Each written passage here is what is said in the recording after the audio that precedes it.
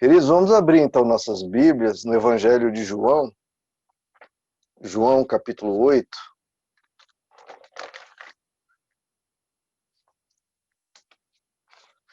João 8. Eu acho muito lindo isso, né? O Cláudio leu ali no Salmo, que fala justamente sobre dominar, né? Que ele nos fez e nos colocou para dominar a criação. Eu vou falar bastante, usar bastante esse termo hoje, dominar. Vamos ler João capítulo 8. Depois eu vou abrir também Romanos 6. E aí, se vocês quiserem abrir, já deixar aberto, Romanos 6. Nós vamos João 8 primeiro, a partir do verso 32, queridos. Jesus dizendo, ele diz assim: E conhecerão a verdade, e a verdade os libertará. Eles lhe responderam: Nós somos descendentes de Abraão e nunca fomos escravos de ninguém. Como você pode dizer que seremos livres? Jesus respondeu: Digo-lhes a verdade. Todo aquele que vive pecando é escravo do pecado. O escravo não tem lugar permanente na família, mas o filho pertence a ela para sempre. Portanto, se o filho os libertar, vocês, de fato, serão livres. Agora eu vou para Romanos 6, em que o apóstolo Paulo também trata um pouco dessa temática. Romanos 6, verso 16, que diz assim: Não sabem que, quando vocês se oferecem a alguém para lhes obedecer como escravos, tornam-se escravos daquele a quem obedecem, escravos do pecado que leva à morte, ou da obediência que leva à justiça. Mas, graças a Deus, porque embora vocês tenham sido escravos do pecado, passaram a obedecer de coração a forma de ensino que lhes foi transmitida. Até aqui, queridos. Vamos orar. Senhor amado, fala-nos pela Tua palavra, fala-nos e nos ensina essa forma de ensino transmitido pela Tua palavra, pelo Evangelho. Que o Senhor venha nos libertar, que o Senhor venha nos ensinar, venha nos transformar. Essa manhã nos colocamos sob a Tua direção, pedindo que o Teu Espírito nos convença do pecado, da justiça e do juízo e nos liberte de todo o mal, em nome de Jesus. Amém. Amém. Queridos, eu vou tratar um pouco de uma frase que mencionei há 2 pregações atrás. E às vezes a gente solta uma frase assim e fica pensando, poxa, essa frase solta daria ela só para ser explorada bastante. E eu queria explorar justamente uma frase que eu utilizei, que é a frase: nós adoecemos de tudo aquilo que não enfrentamos. Eu vou repetir. A gente adoece de tudo aquilo que a gente não enfrenta. Ou seja, se vem um determinado pensamento, um determinado humor, um determinado molde, um determinado estilo de vida a nós, que seja adoecido, que seja ruim, prejudicial, e a gente não enfrenta isso, pelo contrário, permite que isso entre e a gente acabe dando guarida a isso, a gente acaba adoecendo disso. A gente adoece de tudo aquilo que a gente não enfrenta. E isso se aplica a tudo, as mais diversas questões. Pode ser preguiça. Se a preguiça vem e a gente não enfrenta, a gente adoece dela. Isso pode ser de depressão, que vem inicialmente como uma força que vai gradativamente aumentando. Se a gente não enfrenta isso no início, a gente vai adoecendo disso. Pode ser procrastinação, a gente começa a jogar as coisas para depois. Pode ser os mais comuns, né? Tentação, pornografia, xingamento, gritaria, desânimo. Se o desânimo vem, inclusive foi a mensagem há 2 pregações atrás, se o desânimo vem e a gente não enfrenta, a gente vai se desanimando cada vez mais, a gente adoece de tudo aquilo que a gente não enfrenta. Se nós não enfrentarmos, não tomarmos essa atitude, nós somos vencidos e escravizados. Por isso que eu trouxe esses 2 trechos, João 8 e Romanos 6, que falam sobre nós nos tornamos escravos daquilo que vem sobre nós. Nós somos dominados, nós somos presos por aquela determinada disposição mental reprovável se a gente não enfrentar. O Novo Testamento fala em diversas passagens, eu citei duas, vou mencionar algumas outras, que nós nos tornamos escravos daquilo que nos domina. Que é óbvio, né? Se algo nos domina, nós estamos sendo tomados, aprisionados e escravizados por aquilo. Isso é tão enfatizado no Novo Testamento que tanto Jesus, quanto Paulo, quanto Pedro, todos falam disso e falam de forma enfática. Jesus disse aqui em João 6, todo aquele que vive pecando é escravo do pecado. Aqui ele tratando do pecado, mas obviamente é um princípio que se aplica a tudo. Todo aquele que vive de uma determinada forma é escravo daquela determinada forma de viver. Pegando os exemplos que eu citei agora há pouco, mostrando que se aplica a tudo. Todo aquele que vive, pegando a frase de Jesus, todo aquele que vive na preguiça se torna escravo da preguiça. Todo aquele que vive triste se torna escravo da tristeza. Todo aquele que vive procrastinando se torna escravo da procrastinação. Todo aquele que vive ofendendo, gritando, com baixaria, se torna escravo da ofensa, da gritaria. Todo aquele que vive desanimado vai se tornando escravo do desânimo. Então, queridos, é muito importante essa linguagem essencial. Porque geralmente a gente usa de eufemismos, a gente minimiza a questão, e aí a coisa vai tomando conta da nossa vida e vai nos escravizando. Então é muito importante usar essa linguagem para nos acordar da gravidade, da dimensão e das proporções que aquilo pode ganhar em nossas vidas. Então a linguagem é essencial. A Bíblia usa essa linguagem, se torna escravo. A pessoa fica escravizada.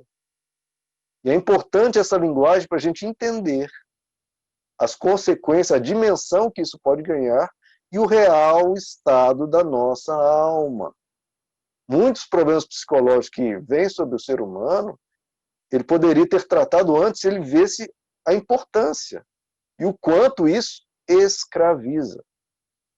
E isso também para nos acordar e nos estimular a romper e a lutar contra isso, porque ninguém quer ser escravo de coisa alguma. Paulo, lá em Romanos 6, que nós lemos, ele diz, quando vocês se oferecem, olha a expressão que ele usa, quando vocês se oferecem a alguém para lhe obedecer como escravos, tornam-se escravos daquele a quem obedecem. Então veja como Jesus e Paulo pegam essa mesma metáfora da escravidão e mostra que a gente vai sendo aprisionado, domado, e começamos a tomar chicotadas e pressionados e conduzidos a nossa vida por um determinado vício ou determinado comportamento ruim. O apóstolo Paulo usa essa linguagem também interessante. Nós nos oferecemos a alguém para obedecer-lhe como escravos. A gente acaba permitindo aquilo. A gente, de certa forma, se oferece aquilo. Quando vem a preguiça, obviamente, resistir dá trabalho. Lutar é complicado. É muito mais cômodo você se oferecer, usando essa linguagem de Paulo, oferecer-se para lhe obedecer como escravo. É cômodo, é tranquilo, é confortável, não dá trabalho nenhum. A preguiça vem, ou o desânimo vem, você se oferece, olha, a coisa mais fácil do mundo, tranquilo. É só ficar parado e deixar aquela tristeza, aquele desânimo, o que quer que seja, vir sobre você. Só que isso não vai levar a lugar nenhum, pelo contrário, vai começar a prejudicar a vida da pessoa, vai tornar a pessoa improdutiva, vai tornar a vida dela ruim a cada dia que passa, mais ainda. Como citamos Jesus, citamos Paulo, como eu disse, Pedro também fala e usa essa linguagem. Ele diz, lá em 2 Pedro capítulo 2, prometendo-lhes liberdade, eles mesmos são escravos da corrupção pois o homem é escravo daquilo que o domina. O homem é escravo daquilo que o domina. De novo, como essa linguagem é importante. Escravo. Você se torna escravo.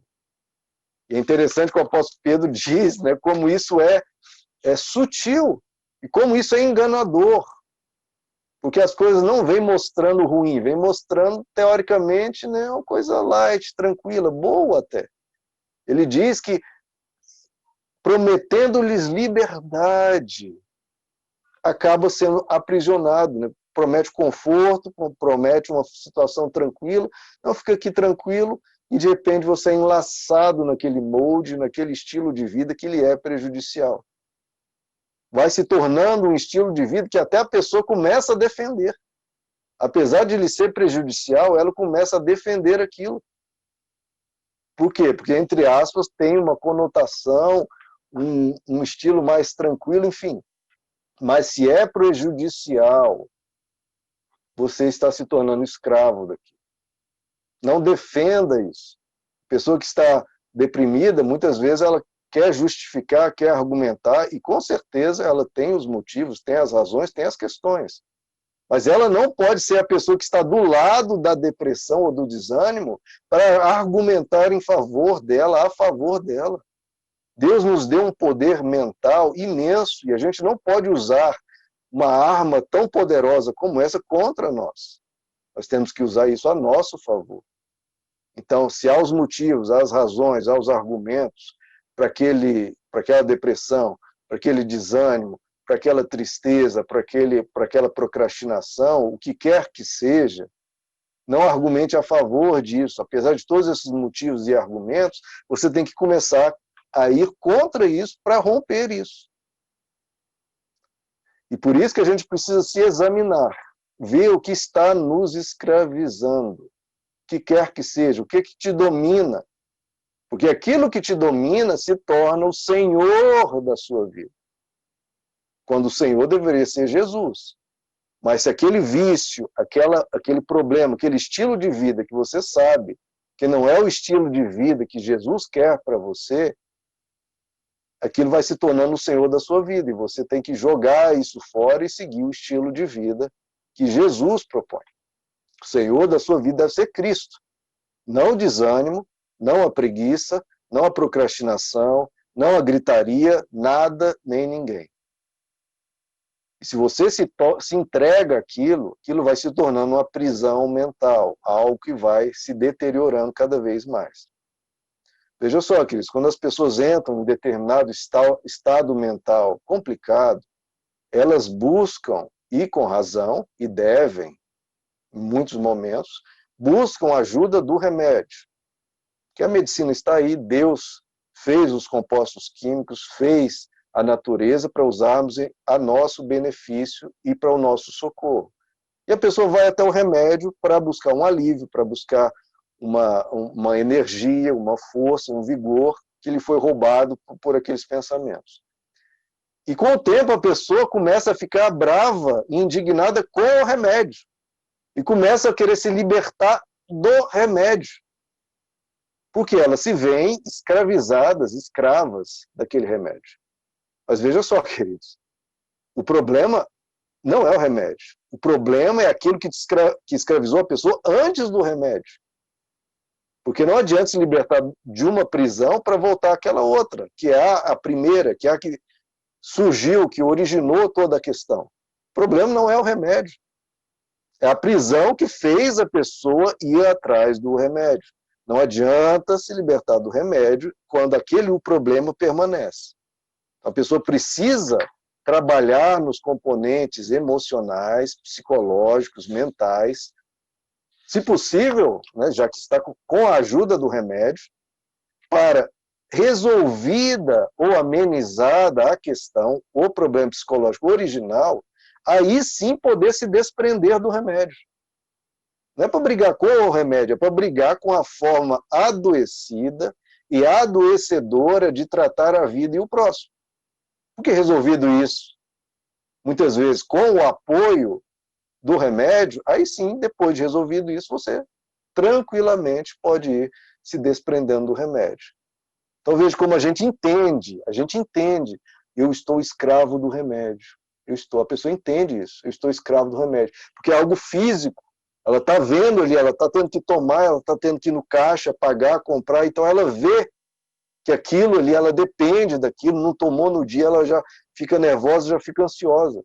Só que a gente não consegue entender a escravidão original, que é a do pensamento, que está ali, ó, rodando na cabeça da pessoa, prejudicando a vida dela e deteriorando o estilo de vida, o prazer com a vida e a forma de olhar a vida. Então, antes de se indignar com o remédio, se indigne com aquilo que acabou tendo que te levar ao remédio. E Paulo evidencia a importância de não ser dominado. Lá em 1 Coríntios 6, citando um outro trecho, ele diz: tudo me é permitido, mas eu não deixarei que nada me domine. Eu não deixarei que nada me domine. Então, pensamentos ruins, eles podem vir e podem ir na nossa vida, né? Como o Lutero diz, você não pode impedir que um pássaro sobrevoe a sua cabeça, mas você deve impedir que ele faça um ninho na sua cabeça. Então, os pensamentos são assim. Eles podem até vir, mas você não pode deixar que ele te domine. E a pessoa precisa se conhecer, queridos. Pois algo que pode ser uma tentação, que pode dominar uma pessoa, pode ser nada para o outro. Algo que seja muito tentador e perigoso para alguém, para o outro não é nada. Por isso que é preciso se conhecer, se entender. Cada um tem a sua fraqueza, cada um tem o seu dilema, cada um tem a sua luta. Tem gente que é muito forte, não é dada a preguiça. Agora tem outro que a preguiça é muito perigosa. Então você tem que ver o que é armadilha para você, o que é cilada, o que pode te enlaçar. Porque tudo aquilo que te prende ou te escraviza, fique atento, aquilo vai te dominar. Então o Evangelho é interessante como ele põe esse alerta flexível, individualizado. Eu tudo posso, tudo me é permitido, mas eu não deixarei que nada me domine. Se uma coisa tende a me dominar, eu tenho que ficar mais atento que a outra pessoa que, para ela, aquilo não é nada. Então depende de sabedoria, depende de discernimento. Examine-se a si mesmo. Até coisas lícitas e até mesmo benéficas podem escravizar uma pessoa. Coisas lícitas. A gente sabe, por exemplo, redes sociais hoje em dia. É uma coisa lícita, uma coisa boa. Você conversa com as pessoas, você fica sabendo notícias, você fica sabendo, né, dicas de alimentação, o que quer que seja. Só que isso, apesar de lícito e apesar de benéfico, isso pode te escravizar, e à medida que aquilo te escraviza, começa a roubar tempo da sua vida, tempo com a sua família, tempo do seu trabalho, tempo do seu estudo, isso começa a se tornar prejudicial e começa a te escravizar. De novo, a linguagem é importante. Ah, não, é só meu entretenimento. É entretenimento ou se tornou escravidão? Você usa aquilo ou aquilo te domina? Quem domina quem? Então é importante saber e analisar o que está realmente se passando. Porque geralmente a pessoa que é dominada, você pergunta para ela, diz, não, aqui está tudo tranquilo. Então a pessoa tem que se conhecer e ver o que está acontecendo. E como é que a gente lida com essas questões? Com aquilo que começa a nos prender, a nos dominar, a nos escravizar. Como é que a gente se liberta disso?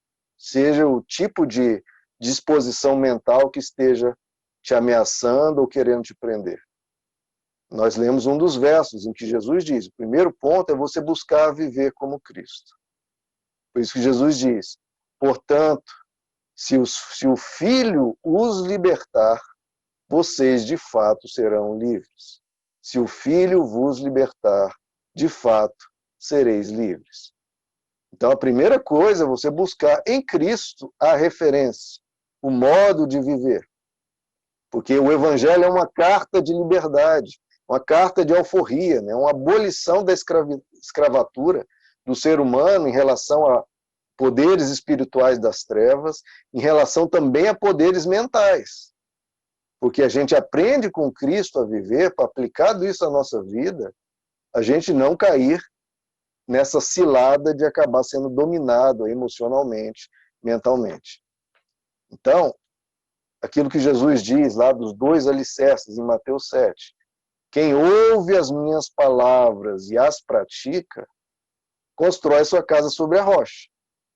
E aí ele diz, aquele que ouve as minhas palavras e não as pratica, constrói sua casa sobre a areia.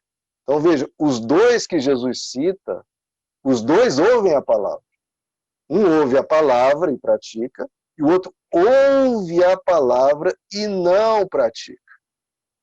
Então no grupo aqui, ou na igreja, todos, né, quando vêm ao culto, ouvem a palavra.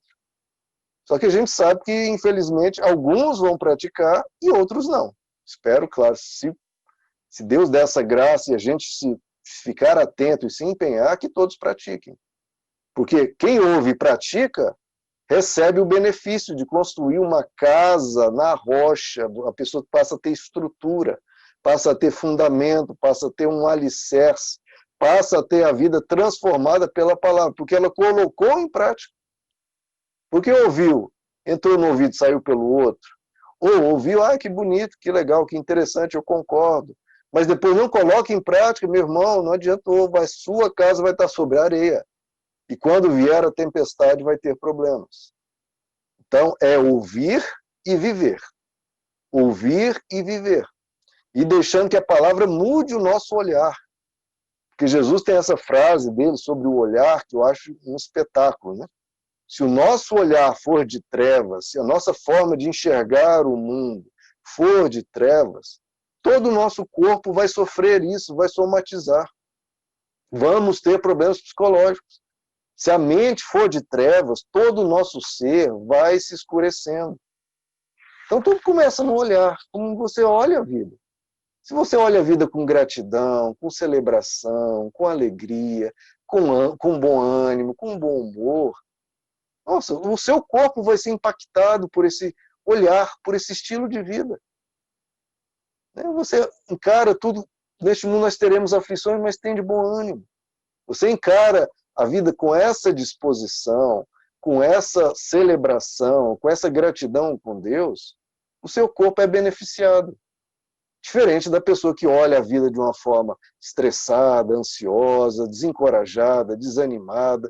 O seu corpo sofre isso fisicamente, a sua mente sofre isso psicologicamente, e todo o seu ser vai sendo prejudicado por esse olhar. Os olhos são a candeia do corpo. Se os seus olhos forem bons, todo o teu corpo será cheio de luz. Olha que coisa linda, se os seus olhos forem bons, todo o teu corpo será cheio de luz. Mas se os seus olhos forem maus, todo o teu corpo será cheio de trevas. Então, como é importante a gente aprender a olhar a vida conforme Jesus.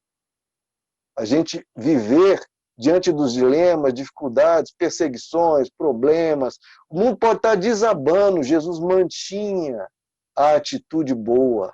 Ele se mantinha amável, se mantinha educado, se mantinha manso, se mantinha bom sempre.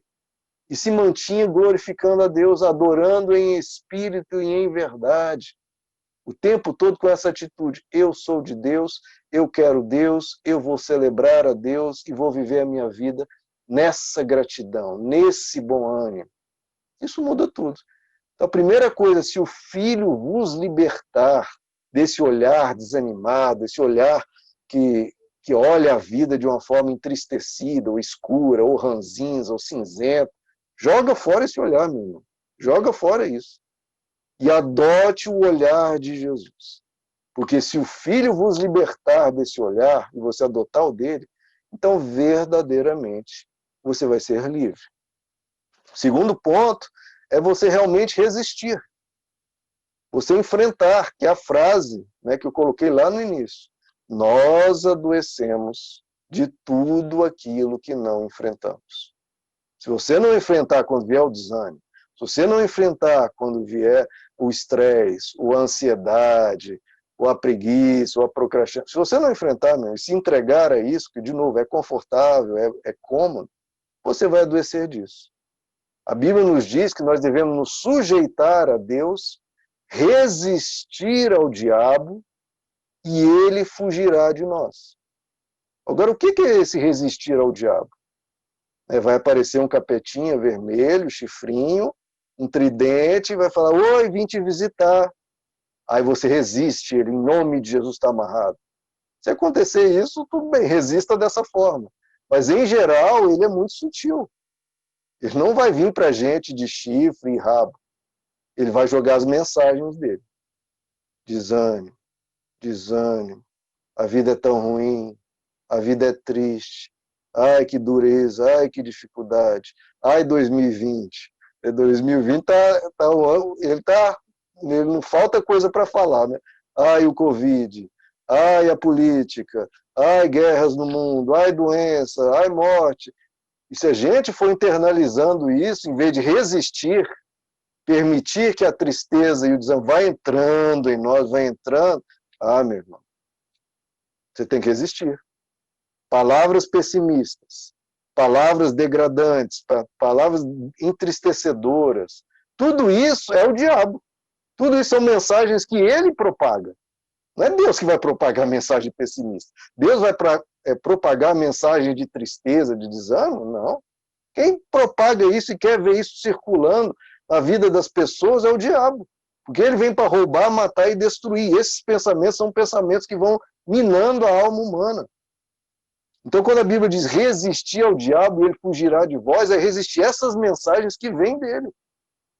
E quando a gente dá guarida a isso, quando a gente acolhe, concorda e ainda diz amém, é isso mesmo, você está crendo nisso. Está depositando a sua fé nessa mensagem que vem dele, quando deveria resistir e se sujeitar à palavra de Deus. Esse desânimo é a palavra de Deus para mim? Não é. Então sai fora, está amarrado. E é isso que é, muitas vezes, a batalha da carne e do espírito. Batalha da carne e do espírito, muitas vezes as pessoas pensam a carne meramente como sensualidade, né, em relação à tentação, mas é também tudo que adoece. O que adoece vai roubar sua paz, roubar sua saúde, roubar sua alegria, roubar sua vida, essa é uma batalha que você tem que encampar e resistir. Porque o pecado é errar o alvo, né? Errar o prumo, errar o objetivo de Deus para a sua vida, o caminho de Deus. E pensamentos adoecidos erram esse alvo de Deus para você. Porque roubam sua alegria, deprimem seu viver, retiram sua tranquilidade. Então, esse pecado que tenazmente nos assedia são também esses pensamentos depressivos, pensamentos descontrolados, porque é uma disposição mental, é um estilo de pensar que Deus não apoia, Deus não avaliza, Deus não é o proponente daquilo, não estimula nem apoia aquilo. Pelo contrário, Deus se opõe a essa mensagem entristecedora, desanimada. Ele se opõe a isso. É contra isso. E aí, do lado de quem você vai ficar? Se acolhermos essas mensagens enfermantes, a gente vai se enfermando. Vamos entrar em enfermidades psicológicas em nós. Se pensarmos e crermos no que o diabo está propondo, o que ele apoia, no que ele estimula, ele é o proponente disso, isso vai nos infernizando, vai infernizando a nossa vida, infernizando a vida dos outros. Vamos ver, se o diabo propõe algo, ele que é infernoso, se ele propõe e a gente acolhe, isso vai infernizando a nossa vida. E vamos ficar, olha só, por isso que é importante a linguagem, a gente vai, de certa forma, ficando possessos daquela forma de pensar. É ou não é? A pessoa não fica, de certa forma, possessa, tudo vira aquilo, seja o desânimo, seja a preguiça, a pessoa fica tomada daquilo. Ela é dominada, é escravizada. Ela passa a ser tomada por aquela forma de enxergar a vida, de conceber o mundo. Então a pessoa, de certa forma, fica possuída. As pessoas mais sensatas, mais equilibradas, não chamam tudo de diabo, porque nem tudo é diabo. A pessoa não fica, né, possuída de um espírito demoníaco, literalmente, a qualquer coisa. Mas, por essa intelectualidade toda, elas acabam se permitindo ser possuídas não espiritualmente falando, mas por esse ânimo, por esse espírito, entre aspas, esse modo de pensar que é infernoso, que é diabólico, que mata, que rouba a alegria, que destrói. Os pensamentos, queridos, ou eles são luz ou eles são trevas. Os pensamentos, eles são o quê? São palavras, certo? Quando você pensa, é uma palavra, são palavras. E é palavra que vem dos lábios, do coração, da mente de Deus, da mente de Cristo, ou vem de outra fonte? Que estilo de pensar é o seu? O que está te dominando? É palavra de Deus, é ânimo de Deus, é coragem de Deus, é alegria de Deus. O reino de Deus é justiça, paz e alegria. Isso é o reino dele, o reino de Deus é dentro em nós.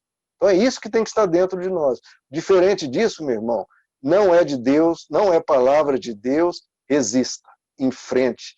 Resistir ao diabo, ele fugirá de vós. Então não ouça palavras negativas, palavras pessimistas, palavras de desânimo, entristecedoras, o que quer que seja desse tipo, não ouça. Vindo de outro ou vindo de você mesmo. E, sobretudo, quando vier de você mesmo. Não ouça. Nós devemos deixar que o Espírito Santo nos convença. Ele que vem nos convencer da vida correta, da vida plena, da vida abundante, dê ouvidos a ele. E não a esses pensamentos, essas palavras negativas. Não, não diga amém a isso. Diga amém a Cristo, a palavra de Deus. E por fim, terceiro ponto, então nós temos que resistir. Seguir a mente de Cristo, o olhar de Cristo para com a vida, resistir a esses pensamentos negativos, pessimistas, e precisamos ir dominando as nossas emoções, irmãos.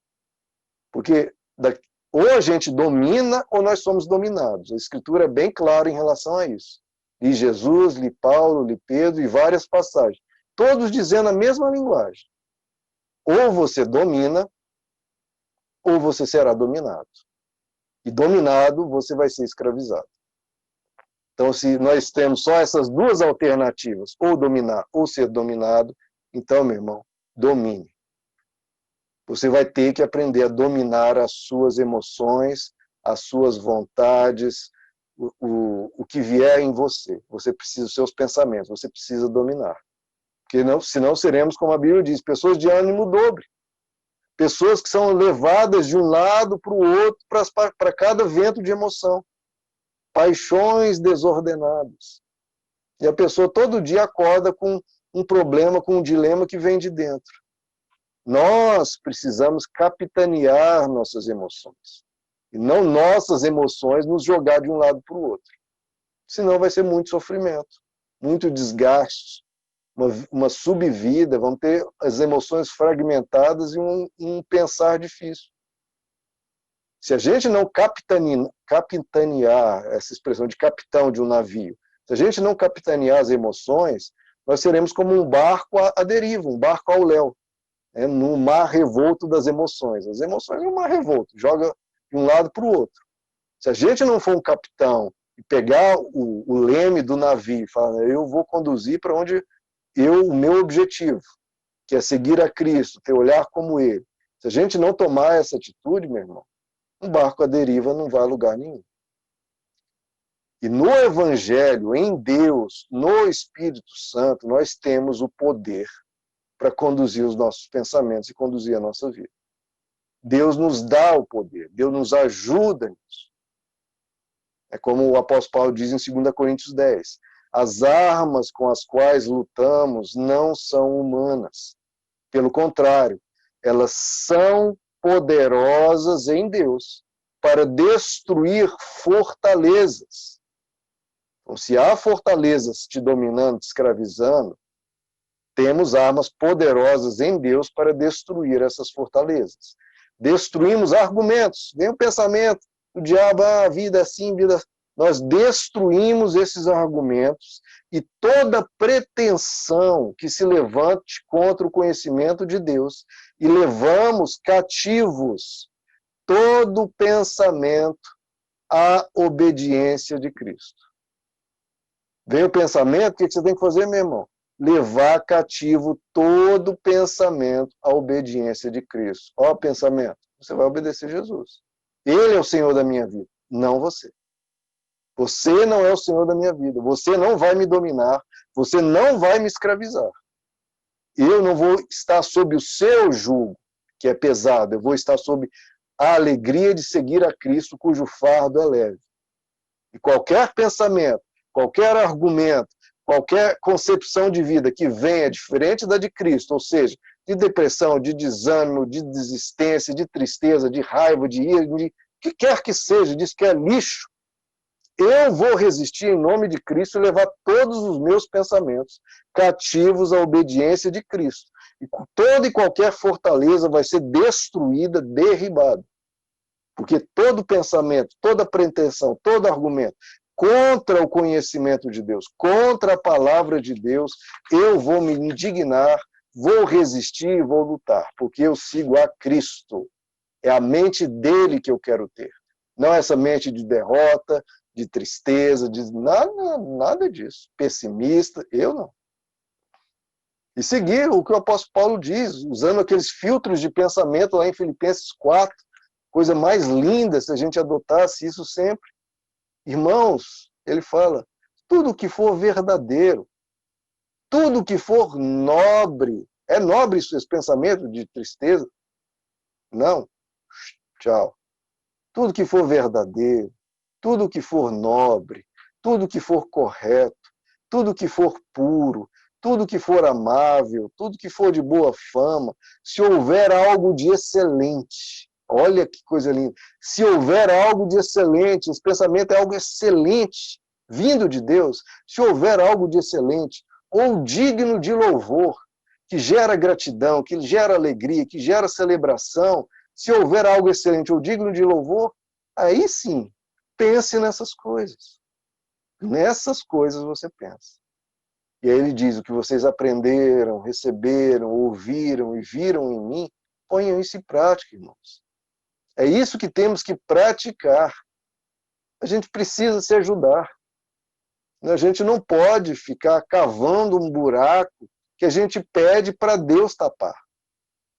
A gente pede para Deus tirar a tristeza, tirar o desânimo, tirar, né, o pessimismo, mas à medida que a gente ora isso, depois o resto do dia todinho acolhe todo pensamento desse tipo. A gente está cavando um buraco que a gente pede para Deus tapar. Isso não faz sentido. Então, a palavra de Deus, a mensagem do Evangelho, de alegria, de otimismo, de celebração, de uma vida plena, de uma vida abundante, não é meramente para a gente saber, não, é para a gente, sobretudo, viver, crer, absorver, e tudo que é diferente, dizer fora.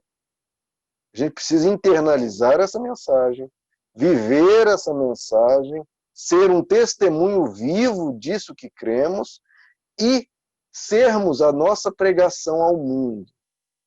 Seja a sua pregação ao mundo, o que você quer dizer ao mundo. O que a gente quer dizer para o mundo? A gente quer dizer para o mundo, olha gente, vamos todo mundo desanimar, a vida realmente está muito ruim.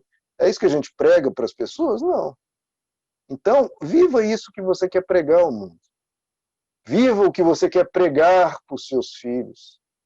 Porque, querendo ou não, essa é a sua pregação ao mundo. Mais do que o que você fala, o que você vê.